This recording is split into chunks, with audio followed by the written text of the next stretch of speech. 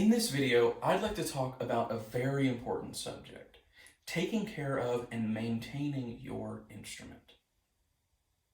The first thing that I want to talk about is a very, very important subject. Never leaving your instrument in a car. One reason is because someone could walk by and see the instrument and think that they want to take it for themselves. So we want to make sure that we can avoid that. But also, these instruments are made out of wood, and as a result, they're very temperature sensitive. If you leave your instrument in a hot car, it could actually melt the glue holding your instrument together and it can fall apart. I've seen that happen before. And if it's too cold, then the pegs, which are also made out of wood, can constrict and cause all of your strings to unravel. Now, I want to talk about the pegs for a moment. Especially early on, we want to make sure that we never touch the pegs. If you're not careful with them, you can unravel your strings or even break them. So if your instrument is really out of tune, let your teacher be the one to tune it for you. Now I'd like to talk about cleaning the instrument. The main thing that we have to worry about is rosin buildup on the strings.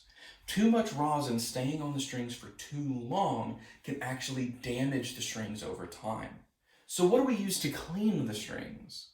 Well, you could use a microfiber cloth, or you could even use a wash rag that you might have lying around. And if you don't have one of those, if you have an old t-shirt, you could even cut that into squares and use that. Now I want to go to the bow.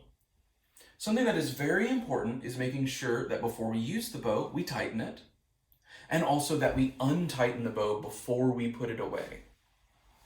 If we don't untighten the bow, it can actually cause it to warp.